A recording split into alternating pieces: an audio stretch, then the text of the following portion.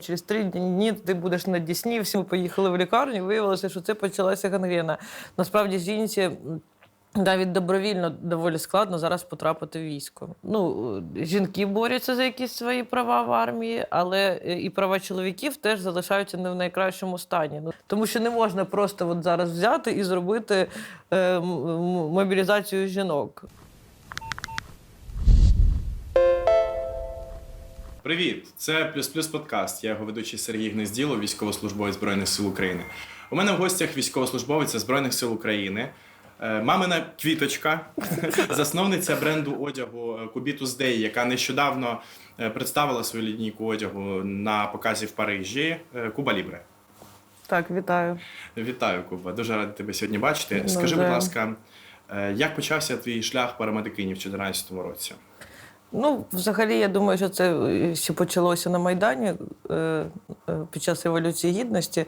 Тоді, правда, я ще не мала там якихось навичок і знань стосовно цього питання, але так вийшло, що опинилася в шпиталі на Грушевського 1 в парламентській бібліотеці, після чого вже там почалася війна на Донбасі, спочатку окупація Криму, війна на Донбасі, і в жовтні я вже прийняла рішення, що мені треба йти на війну, але не було такого, щоб я однозначно хотіла саме займатися пораненими. Я була готова, в принципі, і вбивати людей, якщо це можна назвати людьми.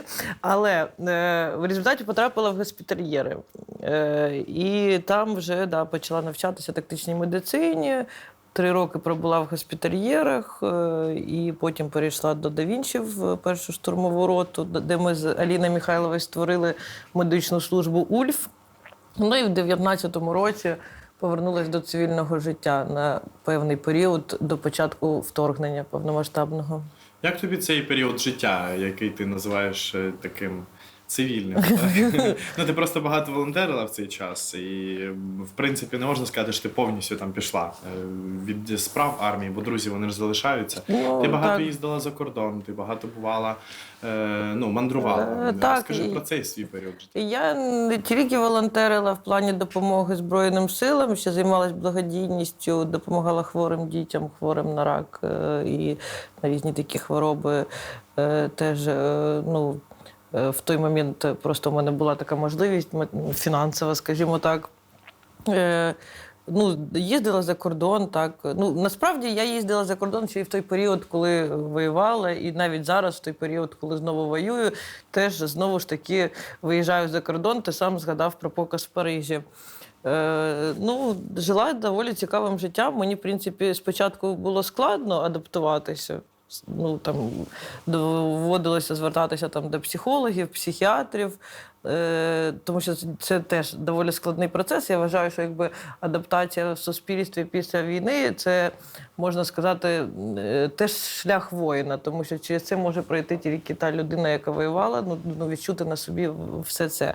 Але в результаті вже коли буквально перед повномасштабним вторгненням у мене вже було налагоджене життя, і я займалася дизайном, я навчалася на дизайнера, і теж у мене був виступ на Ukrainian Fashion Week, здається, якраз таки 6 лютого, перед початком вторгнення. Вже я закупила на той момент частину швейного обладнання для того, щоб робити свій бренд. А потім сам знаєш, що відбулося.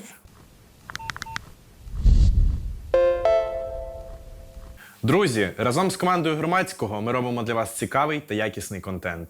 Підписуйся, став лайк, поширюй це відео в своїх соціальних мережах.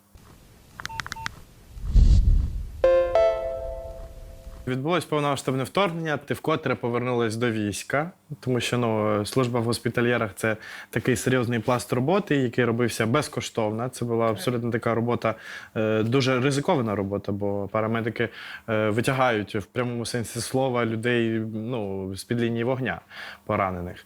Ти повертаєшся до війська і, скажімо, не так. Спочатку, на початку вторгнення, ти ж сам знаєш, Катю Приймак, ми організували з нею штаб швидкого реагування в Києві, і перші декілька місяців, знову ж таки, я займалась постачанням. Тобто ми там купляли автомобілі, бронежилети, шоломи, все необхідне для війська, в принципі, чим зараз цей штаб продовжує займатися вже і без мене.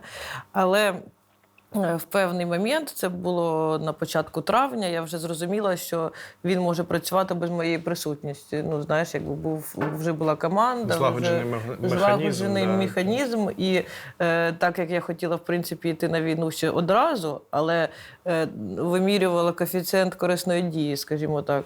І розуміла, що в той період я була корисніша більше в тому штабі, щоб закривати питання якісь. Більш такі масштабні і глобальні, допомогти так, більшим людям. Так, і вже... Більшій кількості. І вже коли я зрозуміла, що штаб може працювати без мене, Катя там цілком все контролює, я відправилася на фронт. От. Спочатку потрапила в Кракен на довгий період, а потім вже в Збройні Сили України, насправді ти кажеш, повернулася у військо. Як саме в Збройних Силах України я почала служити якраз в 22-му році. Так, До того так. я завжди була в добровольчих підрозділах. Добровольче формування. Так. Під час війни, от в розпал війни, незважаючи на те, що ти кажеш, що закупила швейне обладнання до початку повномасштабного вторгнення, ти робиш показ в Парижі. І таким чином, в принципі, Україні став відомий цей бренд одягу Kubus Day. Про що він? Kubitus Day. Складна назва, але її запам'ятають обов'язково, тому що майже всі бренди такі дуже відомі, у них доволі складні назви. Будемо чесними. Обладнання, те, що у мене було придбано до вторгнення, це лише частково те, що працює зараз в нашому цеху. Пізніше ми ще виграли грант, 1 мільйон гривень, в підтримку бізнесу ветеранів. І докупили там ще обладнання, створили цю колекцію. Разом у мене є партнер теж по бренду Станіслав Бітус. Він був моїм вчителем по дизайну якраз таки, і він до нас долучився. І волонтерів у нас зараз, він теж військовослужбовець насправді. І от ми створили цю колекцію. Не можу сказати, що вона вже прям стала, що наш бренд став дуже відомим, але він стане дуже відомим, тому що там певний процес це відбувається і є подальші плани. Просто за рахунок якраз таки знову ж таки війни нема достатньої кількості часу, щоб займатися цим питанням. І плюс Стаса, мого партнера, його ж теж мобілізували тоді, коли ми мали їхати в Париж, і не дивлячись на те, що він не був там ухлянтом, нічим таким, він попередньо ще на самому початку вторгнення намагався там і в тероборону потрапити, і ще кудись, його ніде не брали. А коли ми зібралися вже в Париж, і треба було отримати дозвіл на виїзд, йому треба було піти в військкомат, і коли він прийшов оформлювати це все, щоб виїхати з нами, і представити нашу спільну колекцію разом, то йому сказали, там через 3 дні ти будеш на Дісні, все, збирай речі. Ми тебе вітаємо. Так, він і став військовослужбовцем, по факту. І тому, так як в той момент ще склалося, що служити почав Стас, то вже менше часу, звісно, ми приділяємо саме цьому бренду. У нас є інші гілки роботи, тобто ми виготовляємо мерч від жіночого ветеранського руху. Ми точно так же розробили жіночу військову форму, яку ми пропонували Міністерству оборони. Там був конкурс, але виграла не наша форма, якась інша. Це не проблема. Головне, щоб, в принципі, в результаті дійсно вона виготовлялася, а не просто перемогла і десь лежала. І була забута, то, що це взагалі відбувалося. І я думаю, що в подальшому буде більший розвиток, коли вже буде більше часу на це все. І плюс ще один нюанс, на який я розраховую, про нас вже з Аляскою, ми, я думаю, про Аляску теж ще поговоримо, знімають документальний фільм «Куба і Аляска», який там ще не вийшов, але вже премії якісь отримують там міжнародні просто на виготовлення цього кіно. І там же в цьому фільмі буде якраз і цей показ в Парижі теж показаний. Тобто я більше розраховую, якщо ми говоримо саме про цей одяг, тому що він не може бути дешевим, це дорогий одяг. Я більше розраховую все ж таки на міжнародну публіку і клієнтів там, тому що мені здається, що в час такої війни в Україні витрачати такі гроші на одяг саме українцям, ну це якось не дуже. Ну тому ми його так особливо і не продаємо поки що. А коли вийде це кіно, і ми більше вийдемо на міжнародний ринок, ну я думаю, що це все вийде, то люди, навіть які за кордоном хочуть підтримувати Україну, вони будуть купляти речі з колекції, тим самим підтримувати Україну, і тим самим і ми будемо дорого продавати, як ми хотіли. Але і соромно нікому за це не буде. От такий план. Тобто це будуть якісь унікальні, абсолютно унікальні речі? Звісно, Чи так. це буде лінійка одягу? Ну, скажімо так, це не буде...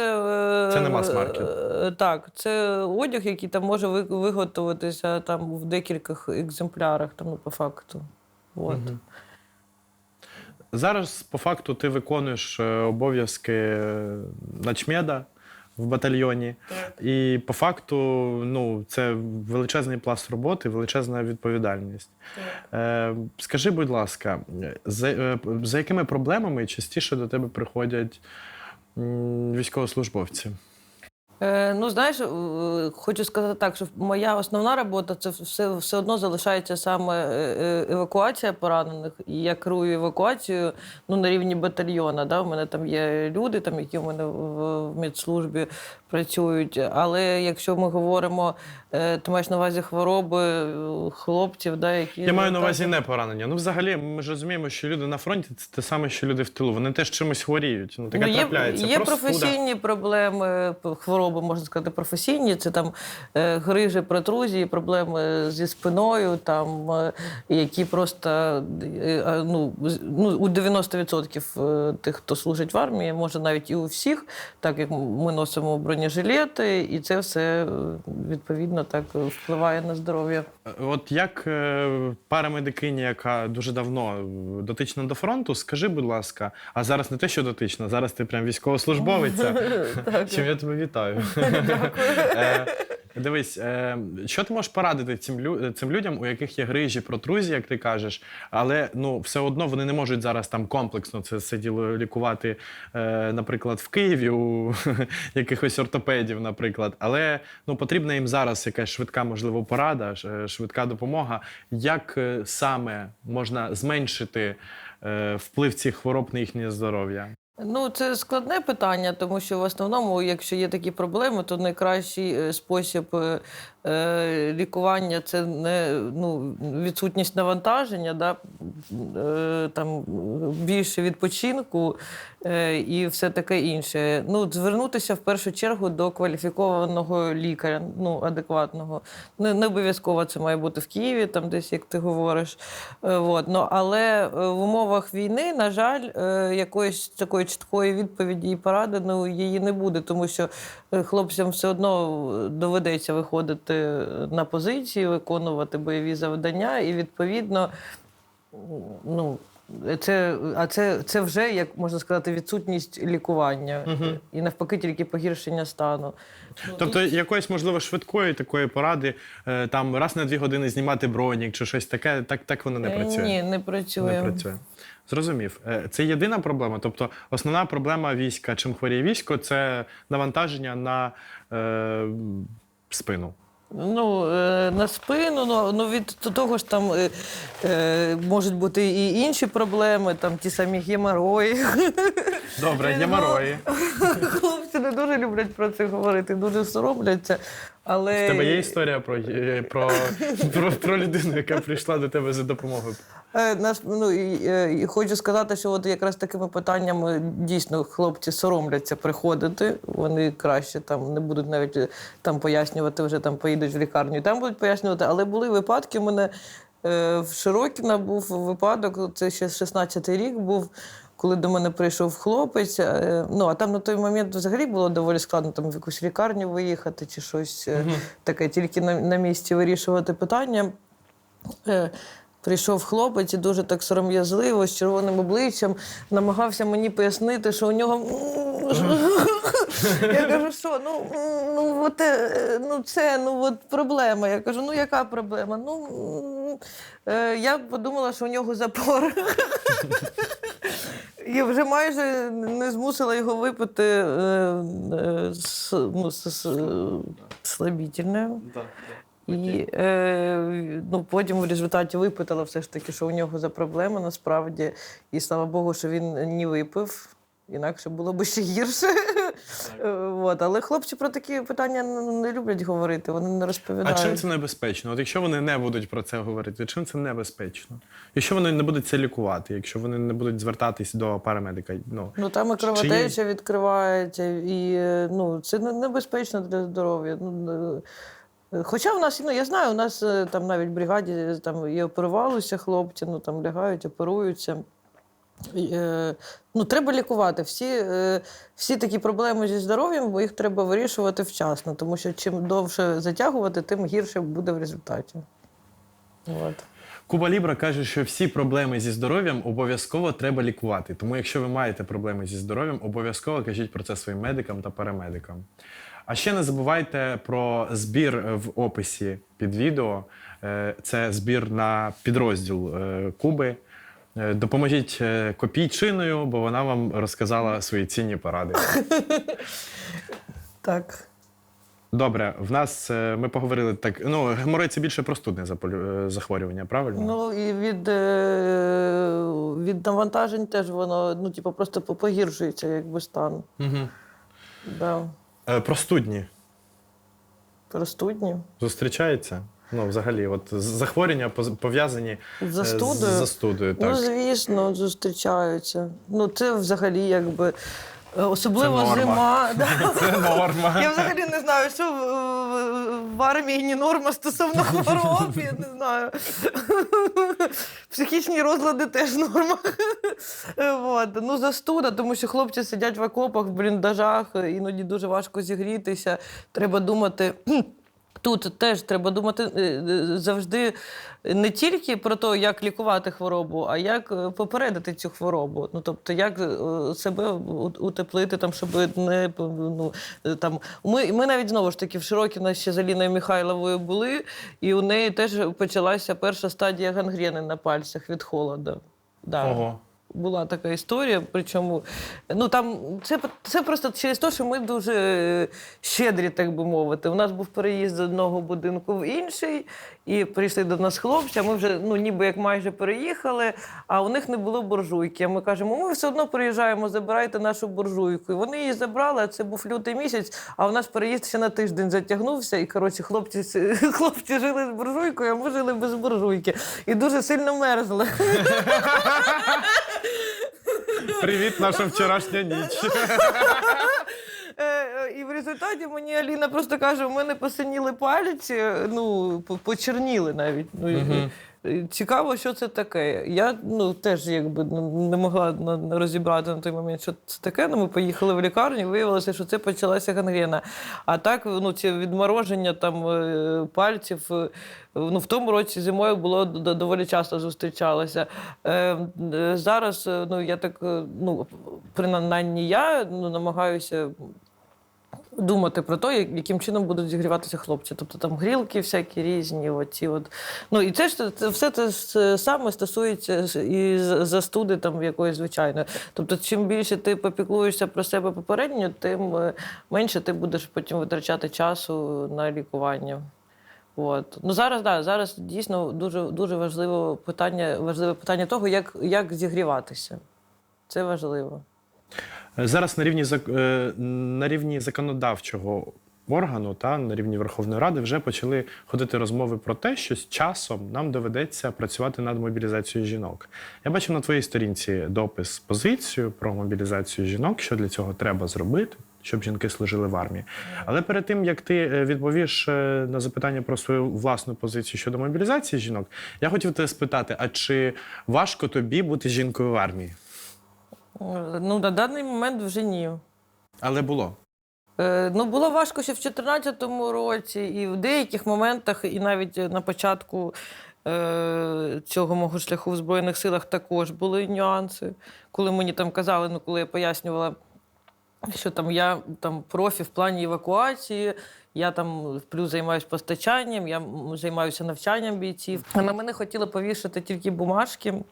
і казали, що всі ці мої питання, вони не в пріоритеті, що я маю займатися бумажками. Потім вже, просто тоді я якби була старшим бойовим медиком роти, і вже пізніше, коли мене комбат якби підняв на рівень батальйонний, то у комбата зовсім інша позиція, і він якраз мені так і сказав. Тобто ви керуєте евакуацією, ви там займаєтеся навчанням, ви займаєтеся постачанням. Це те, що я і так пояснювала попередньому своєму командиру, який не хотів вірити, і казав, що я там не маю нікуди виїжджати. Тобто це теж дуже дивна позиція, як для мене. Але цієї проблеми зараз вже немає. Стосовно спілкування з хлопцями, там знаходитися в чоловічому колективі, то у мене проблем таких вже немає дуже давно, якби я вже звикла. Мені простіше, тому що мене якби і знають давно, і досвід у мене є, і я приходжу, і я одразу просто показую, що я можу робити, що я вмію, і всі це бачать. Але що стосується інших жінок, які тільки будуть починати, то їм буде складніше. І тут, я вважаю, головне приходити, якщо є бажання, там, наприклад, йти в Збройні Сили, головне приходити вже підготовленою. Тобто там шукають завжди якісь кадри. Кадрів завжди не вистачає. Реально в Збройних Силах зараз дуже сильно не вистачає людей. І якщо ти просто йдеш і говориш, ось я хочу воювати, якби це добре. Якщо ти приходиш і говориш, я там професійно вмію там користуватися дронами, я там можу літати. Ось у мене є дрон, там візьміть мене, і я от прийшла з дроном, і я все вмію. Або ти там приходиш і говориш, от у мене там всі сертифікати, там TCC, там міжнародні, я там вмію надавати медичну допомогу, там знаю там етапи евакуації, знаю, що таке сортування поранених, я це все знаю, там візьміть мене. То це буде інша історія, то тоді буде простіше потрапити в армію, тому що якщо ти хочеш зараз говорити за мобілізацію жінок, то я зараз просто хочу говорити за те, що насправді жінці навіть добровільно доволі складно зараз потрапити в військо. Тобто, і як там це буде все відбуватися, якщо приймуться рішення стосовно мобілізації, я поки що не бачу такої історії в подальшому. Ні, тут не про необхідність. Взагалі, в цілому, ти от говорив про позицію мою, яку ти бачив в Фейсбуці, це позиція нашого жіночого ветеранського руху. Я репостнула, тому що я погоджуюся майже з усіма тезами, і вони, в принципі, правильні на даний період часу. Якщо говорити саме про сьогодні. Якщо говорити про майбутнє, то я якраз таки за мобілізацію жінок на рівні з чоловіками. Тому що плюс при цьому всьому мені здається, що це і змінить і ставлення до жінок також у чоловіків в армії. Тому що з однієї сторони жінки борються за якісь свої права в армії, але і права чоловіків теж залишаються не в найкращому стані. Якщо ми там говоримо про те, що жінка може виїжджати за кордон, чоловік не може. Жінка там, її не мобілізують примусово, ніхто її не буде мобілізувати. Але так само жінка йде, якщо вона хоче мобілізуватися, на рівні військкоматів це вже стає проблемою, її ніхто нікуди не бере. А я завжди кажу про те, що, на мій погляд, вмотивована жінка – це краще, ніж невмотивований чоловік. Плюс, навіть якщо ми говоримо про здоров'я, жінки не завжди слабкіші за чоловіка, і не завжди тих, кого зараз там примусово мобілізують, вони там будуть, наприклад, сильніше фізично за мене. Беруть там вже чоловіків, які там у них і вік вже не той, там і проблеми зі здоров'ям, і мотивації немає. Я не вважаю, що це краще, ніж жінка, яка мотивована і буде там, неважливо навіть, яку функцію виконувати в армії, але якщо вона буде виконувати цю функцію професійно, то вона буде приносити більше користі. Тому я думаю, що з часом, можливо, у нас таки буде мобілізація жінок на рівні з чоловіками. Але ми просто до цього ще не дійшли. От і все. Але про це вже треба думати, про вирівнювання цієї планки. Думати про те, щоб підготовлювати почву під це все. Тому що не можна просто зараз взяти і зробити мобілізацію жінок. Це треба змінювати якби всю систему. Сам підхід до Підхід мобілізації. до в цілому. мобілізації, да, професійний відбір, там, можливість зростання і так далі. Угу. В одному зі своїх останніх інтерв'ю ти сказала, що ти дуже сильно любиш вийобуватись. А для того, щоб вийобуватись, треба мати певні досягнення. Я просто прочитав цю тезу і думаю, ну дійсно так, тому що в тебе паралельно там ще бренд, да, свій власний, в тебе купу ще громадсько-соціальних ініціатив, і це насправді важко поєднувати з армією. Але що воно все це для тебе? Це відволікає трішки від жахів війни? Чи це просто спосіб життя? Чи, можливо, це додатково як хобі, від якого ти не можеш відмовитись, навіть перебуваючи на війні? Як сказати, взагалі, саме навіть дизайнерство, хоча я цим займалася ще і до АТО, якби, в принципі, але просто не на такому рівні. Це як якась як сеанс якоїсь психотерапії для мене. Тобто мені так дійсно це допомагає. І якщо я там малюю ескізи, і якщо особливо цей ефект, коли там те, що ти там вигадав, намалював, воно втілюється в реальність, то це теж якби така, знаєш, іде психологічна підтримка для мене. Такий от спосіб, якби бути в балансі такому, знаєш, якби в ресурсі, як люблять казати. Чи можна з цього зробити висновок, що якщо ви військовий, то у вас все одно має бути якесь хобі, яке вас не те, що відволікає, можливо, від війни, але якась віддушина, яка тобі дозволяє якось себе самореалізувати і насолодитись якимось процесом. Тобто не треба все ж таки повністю уходити там стріляють, всі такі погані. Може, все ж таки треба мати якусь таку свою віддушину, щоб через цей позитив абсолютно не уходити в таку дезмораль. Я вважаю, що людина, вона сама по собі як така чаша, яка має бути наповненою.